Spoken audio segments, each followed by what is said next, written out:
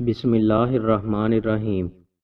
رسول اللہ صلی اللہ علیہ وآلہ وسلم نے ارشاد فرمایا، تم میں سے اگر کوئی انگارے پر بیٹھ جائے اس کے کپڑے جل جائیں اور اس کا اثر اس کی کھال تک پہنچے، یہ اس کے لیے قبر پر بیٹھنے سے بہتر ہے۔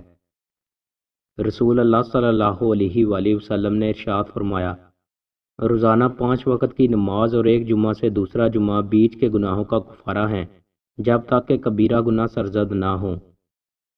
رسول اللہ صلی اللہ علیہ وآلہ وسلم نے ارشاد فرمایا، سو جانے میں کوتاہی نہیں ہے، بلکہ کوتاہی یہ ہے کہ تم جاگتے ہوئے کسی نماز میں اس قدر دیری کر دو کہ دوسری نماز کا وقت آ جائے۔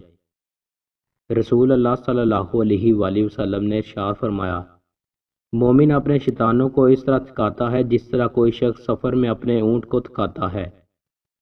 رسول اللہ صلی اللہ علیہ وآلہ وسلم نے ارشاد فرمایا، قرآن اور اس پر عمل کرنے والوں کو روز قیامت لایا جائے گا۔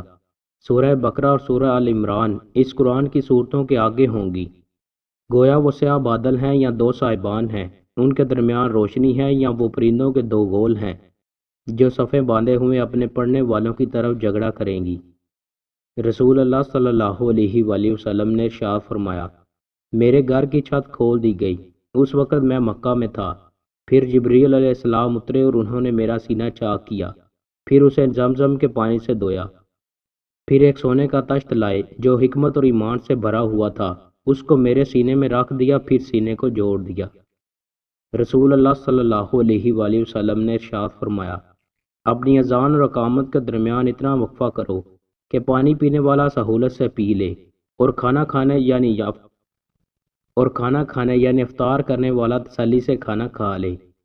رسول اللہ صلی اللہ علیہ وآلہ وسلم نے ارشاد فرمایا، جب بھی کوئی بندہ خلوص دل سے لا الہ الا اللہ کہے گا اور کبائر سے بچتا رہے گا تو اس کے لیے آسمان کے دروازے کھول دیے جائیں گے حتیٰ کہ وہ کلمہ لا الہ الا اللہ عرش تک جا پہنچے گا۔